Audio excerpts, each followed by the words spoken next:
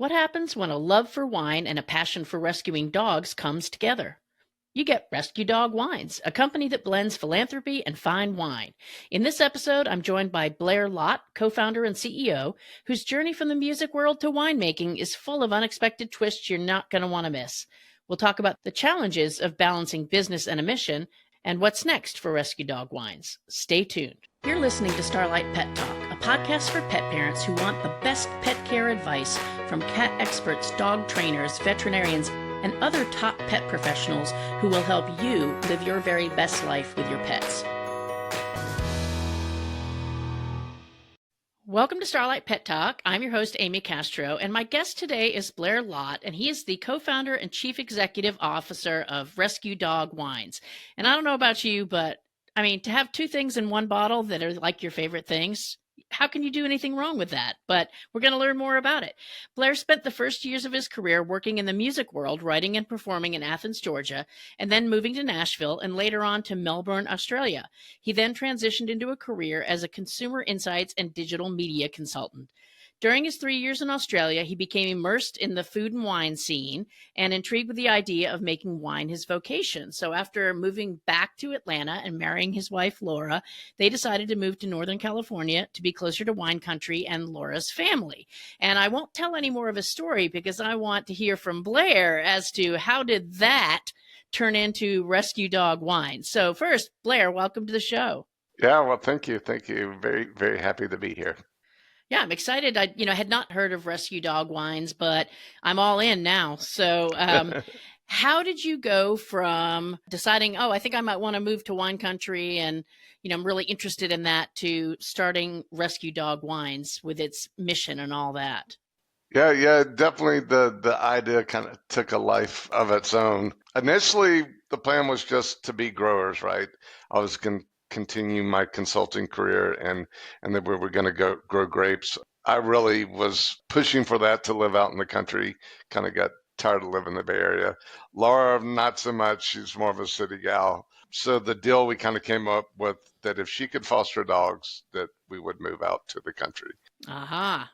Yeah, so we looked for properties, and even when we were looking for the properties, I would always ask about, the grapes, but really it was fostering dogs. It was kind of the top of Laura's mind when we were kind of doing that due diligence around it.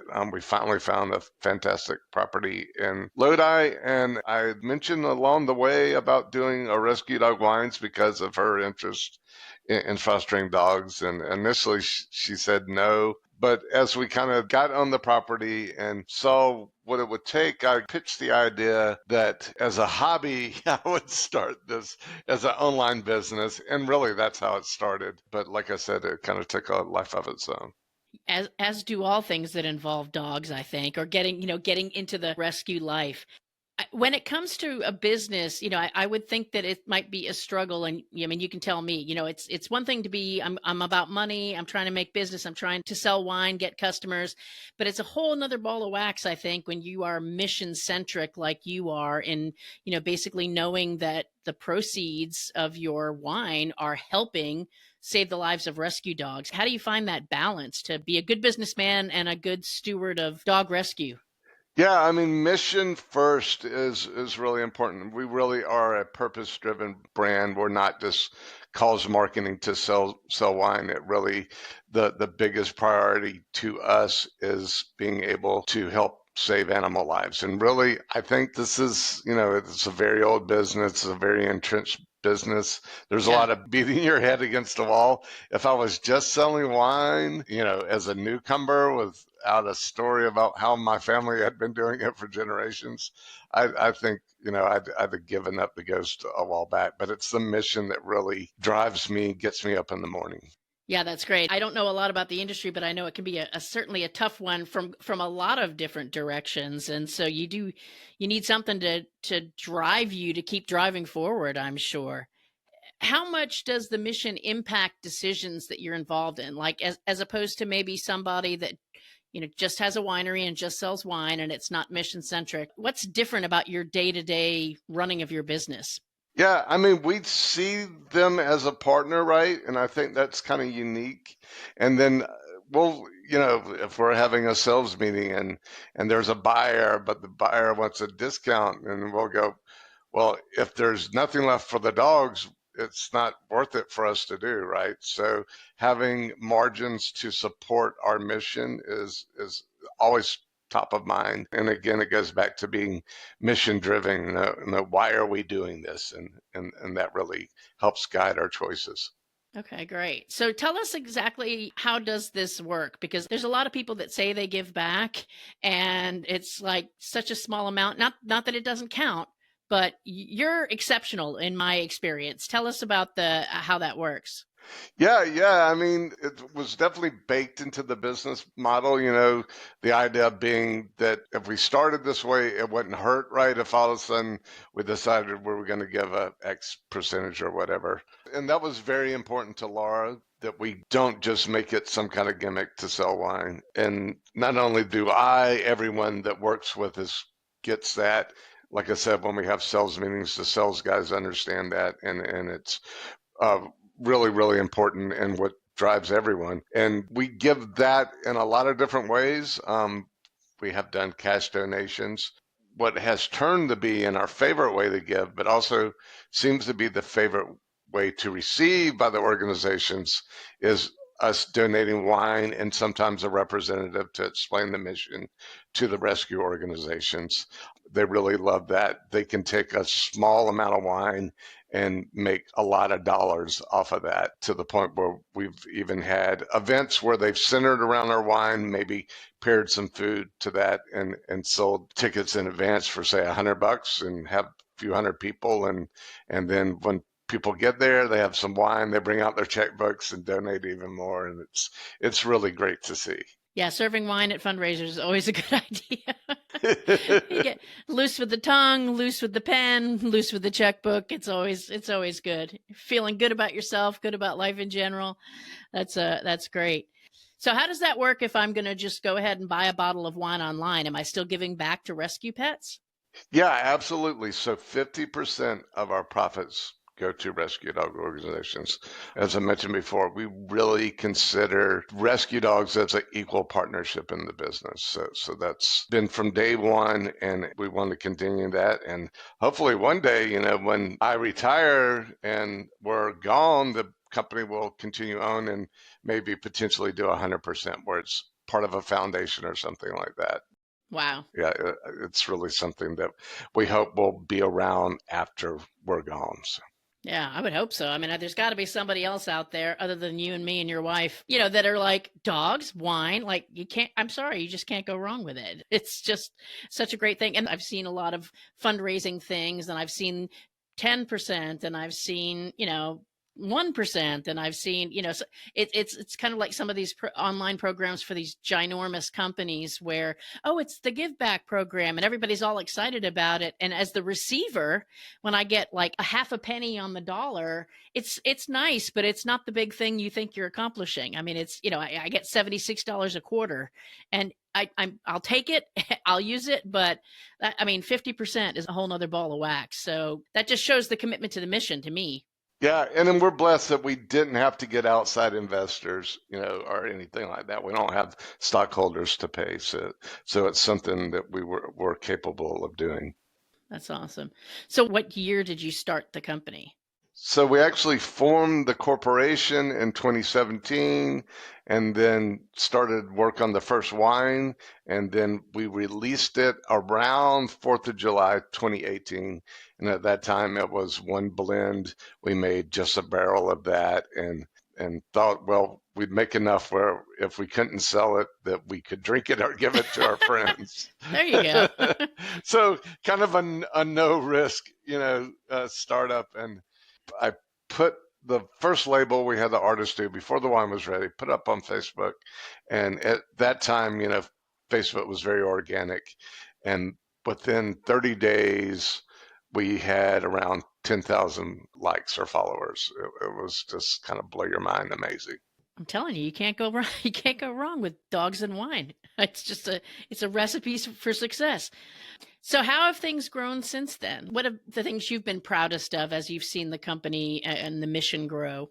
Yeah, I mean, it's been kind of nuts because over the first few years, we were growing 100% or more every year with just online sales, moving from one wine to now I think we have close to 10 different wines or different versions of wines. And then we're in retail stores in California and restaurants and stuff. And then we're looking to expand to other states. But really, the biggest milestone in my mind that we reached, and that was back in September. So very recently, we crossed the $100,000 given, and that to me is what it's all about. So I'm very proud of that. Wow. In the grand scheme of growing a business, that's not a huge period of time. That's a huge accomplishment. Yeah, and we're still very small, you know. It's like I Yeah. said, you've Yeah. never heard of us, even though you're an active wine drinker and active in the dog community. So Yeah, but I only drink the cheap wine though, so I don't drink the good stuff. I'm no connoisseur for sure, but I am looking forward to trying that wine. yeah, yeah. Hopefully, there were some weather issues with the heat getting it to you before the interview, but hopefully you'll get that soon, and I think you will enjoy them. I'll do a non-connoisseur's review after the fact. No, you definitely don't want that. But yeah, I'm looking forward to it.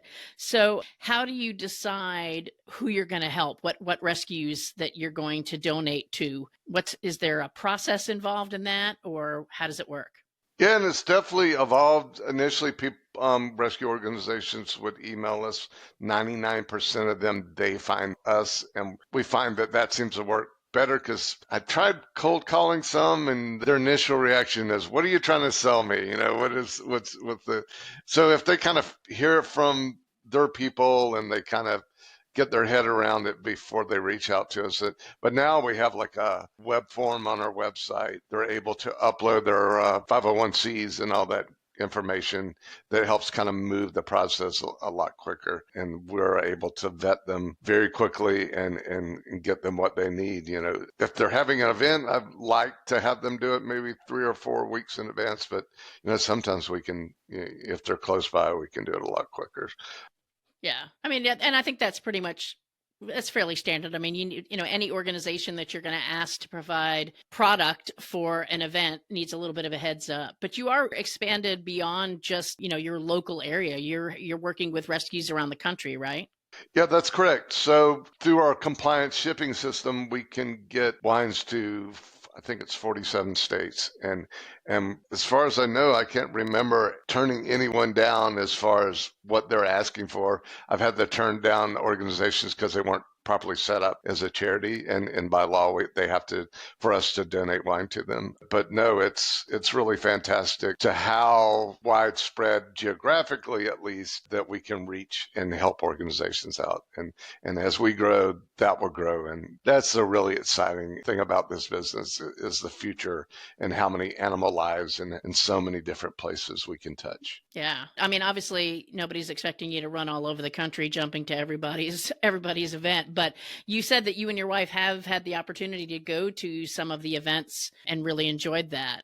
Yeah, we really do, and we'd like to do that when we can, right? You know, we obviously can't do it everywhere. It seems like we're giving something away on an almost daily basis now. It's kind of cool. And like I said, 99% of the organizations are legitimate organizations, and I will give them something, right? And I don't think I've ever had one that just shot for the moon or something, asked for something that we couldn't give, you know. That's So good. it, People aren't being it's greedy about it. exactly. So yeah.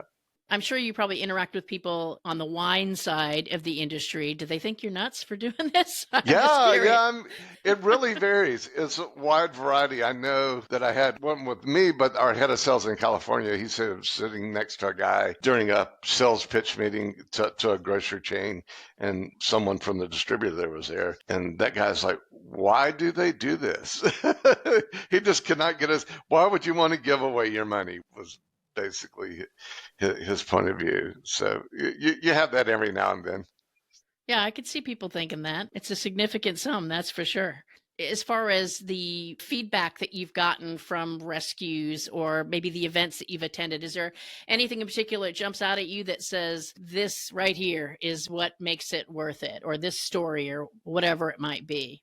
Yeah, I mean, we love a lot of the facilities will let us tour, and, hold the animals or take pictures with them, and seeing how their volunteers, our employees, are so passionate, and we see from one person organizations to there's an organization in Southern California that I think it's 200 employees and 1,400 volunteers. So we see the gamut, right? But as a rule, everyone involved in this cause, they're always down to earth. They're always passionate about what they do, and they're great people. So it's the people and the animals, of course, but the people that support the animals that really warm your heart as well. Yeah, I think it's interesting, having done this rescue work as a volunteer the entire time. I mean, even, when I started back volunteering at animal shelter, it's like there's a certain level of crazy you have to have going on to get involved in animal rescue, but money seems to be the furthest from anybody's mind. It's like I'll do it for free. I'll do it for a crappy salary when I know I could get a better salary over here. And I think it's just that the mission is so important. I mean, how do you put a price on the life of an animal that relies on humans to stay alive? Yeah, no, that's absolutely so true. But at the same time, I will balance that out with the fact that you've got to be smart about it. Like, it would do nobody any good if your winery went out of business because of the philanthropy. It's like then it's kind of pointless. And it's the same thing in rescue. I see some people, they, whether it's mental or physical, driving themselves in the ground or driving in themselves in the ground financially. At some point, you have to, create parameters and good practices to make things work. But I think, like you had mentioned a couple times, the mission is the thing that drives everything. Yeah, absolutely. So, what does the future hold? Do you have big plans or any exciting changes, new products, new programs that you have lined up for the future? Yeah, I mean, we had a sweepstakes that kind of attaches to our holiday that we celebrate, Rescue Dog Month, and we're figuring out how to use that to not only promote our brand, but also promote rescue organizations. So it's really about saying, hey, if you're going to adopt a dog, this is a great month to do it, kind of thing, right? It's starting to gain ground. We're starting to figure out how to do that and kind of lead to the end of the year, which is our biggest selling season, into the holidays. So because of the hurricanes, we decided during the month of October, because the timing was right there, and there was an immediate need that 10% of everything people spend in our online store in October goes directly to a handful of organizations in Florida and North Carolina. Okay, so that's awesome. And for those of you who are listening to this right now, there's still plenty of October left. No excuses to go ahead and order some wine. I mean, we've all seen the videos, seen the things on the news. I mean, it's devastation for humans and animals alike. So I can only imagine. I mean, I know what it was like just trying to hold down the fort here at my little rescue ranch during Hurricane Beryl. And, let alone we didn't have any massive damage afterwards, but they're going to definitely use all the help that they can get. And you get a bottle of wine for it too. So, everybody wins in that instance. Yeah, yeah, absolutely. Yeah, and it is such an immediate need. Yeah, for sure. And we're going to put links and things like that up on our show notes so people can get to your website and, get to more information about what you're doing. What else can people do to help support your cause other than buying wine and, telling their rescue friends, hey, you need to get connected with Rescue Dog Wines? No, really, it's like be a part of the rescue community, I think is, volunteer your time, open up your checkbooks, all the above. It's such an important need. Spay and neutering, very important, for specific programs that support that to make the situation more manageable, where there's not so many animals out there that get in desperate straits. So I think, yeah, we need to culturally rethink how we think about our pets and our farm animals and stuff like that. So Yeah, definitely. I mean, that's something that we try to stress a lot on this show is that pets are for life and you've got to take care of them, and the spay and neuter and the, vaccination and everything else, appropriate to their age and all of that is just so important. But yeah, I know that I know California really struggles because I think California is the number one state for shelter euthanasia. And we in Texas are right behind you as far as the hundreds of thousands of animals being euthanized. I think the primary reason is lack of spay and neuter. It's just that perpetual cycle of puppies and kittens being born and not enough people to take them in. So we all need to work on that for sure. yeah, no, we'd really love to see where the 100% of the U.S. was no kill. Yeah, just where there was no need for that. Yeah. Definitely. All right, so now I'm going to get personal. So tell us about, do you have foster dogs now? Is that where Laura is? She's taking care of those foster dogs while we're on this call? We are currently between fosters, and we Okay. recently lost Daisy, but we do have 5 rescue cats. Ah, that's right. You said you're a cat guy, or you have at the Yeah, moment, right? at the moment, it just, again, it's something that just kind of evolved on its own. 3 of the cats we found among many cats. Laura got very active with the kind of the trap and neuter program and was able to place most of those kittens, but 2 of them, we were fostering them and foster failed. And then one slightly older cat, about a year old cat, he showed up one day, jumped into my arms. Oh, wow. And initially I thought, well, this is a neighbor's cat, but we did all the things that you should do, put up posters, took him to see if he had a chip, that identified him. And so eventually, yeah, he ended up made his way into the house and into our hearts. And then we ended up getting 2 additional cats. Laura's sister passed away, and she had 2 rescue cats, and so we took those on as well. So we're a quickly growing cat family for a couple of years there. Yeah, you know what that means, though, don't you? What's that? You got to start a whole nother line of product. Rescue cat cheese. Do they do cheese in California? I mean, I know Wisconsin's cheese, but I know there's cheese in There is, California. there is. That's a good idea. We do have one very nice sparkling wine on our website only that has a cat, and that was for one of Laura's sisters. It's called the Liesel. Her sister was named Liesel, and it was we did that in her memory. So. Oh, that's nice. That's nice. So you do have a cat product. I got to check all the products because I didn't look at I didn't look at all of them. I need to check them out. Do you have a favorite product? Like if somebody was like, I can only do, let's say, 2 bottles of wine. I'm going to order 2 bottles of wine to check it out. What's your go-to? I love our Cabernet. I'm a Cabernet You're a drinker, cab and guy. yeah, Okay. and I really, yeah, I think our Cabernet will stand up against anything, from Napa, and it's exquisite. Nice. All right, I'll have to check that out. What about on the white side? Because I'm more of a white wine drinker. I really like the Sauv Blanc. I'm writing this down, by the way. Yeah, one of the first wines I was introduced as a young man was I took a trip to Europe, and Sancerre, it's the Sauv Blanc basically from the Rhone wine region, and Lodi has a very similar climate, so it presents itself very similar to those wines. Instead of being like a New Zealand Sauv Blanc, it has a very floral nose, cut grass. Anyways, it's almost like a different wine compared to even coastal Sauv Blancs in California or New Zealand. It's very much more like it's a hot Mediterranean climate, like where Sancerre is, and it's very similar wine, and I love it. In the summertime, yeah, great by the pool. It's very That's what refreshing. I was thinking when you were talking about cut grass and all that. I'm like, oh, that sounds like a good summer wine for me there. Yeah, for So, sure. although I'm in Texas, so it's summer all year round. I can drink it whenever I want for the most part. That's right. All right, so my last question, I don't know if this is going to be a clunker or not, but if Rescue Dog Wines was a breed of dog, what breed of dog do you think represents the wine and why?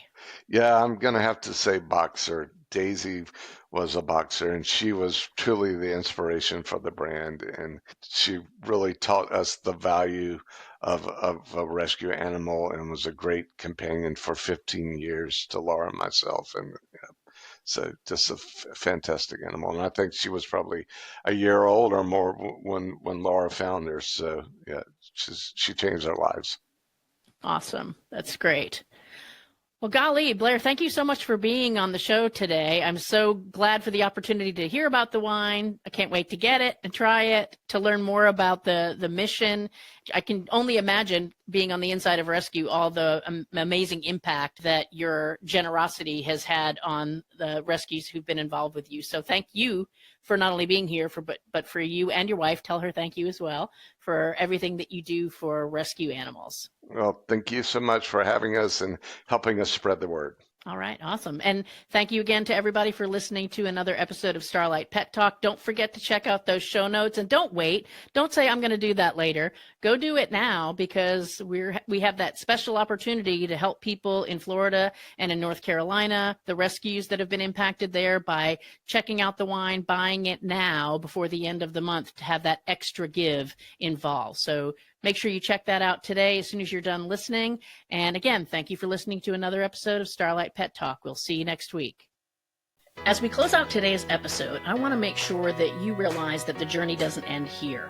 We have tons of information for you in our show notes, including additional resources, links that you can get further information, and sometimes we might even have some surprises there for you as well. Keep in mind, too, that our conversation is a two-way street. This is your show, too, and we want you to get involved. If you have questions stirring in your mind, ideas you're burning to share, or a story that you think the world needs to hear, don't keep it to yourself. Let us know about it. Your thoughts, your questions, and your ideas are the lifeblood of the show, and we cannot wait to hear them. You can find all the ways to contact us in the show notes or on our website. So don't be a stranger. Drop us a line, send us a note, send us a voicemail, get in touch on social media.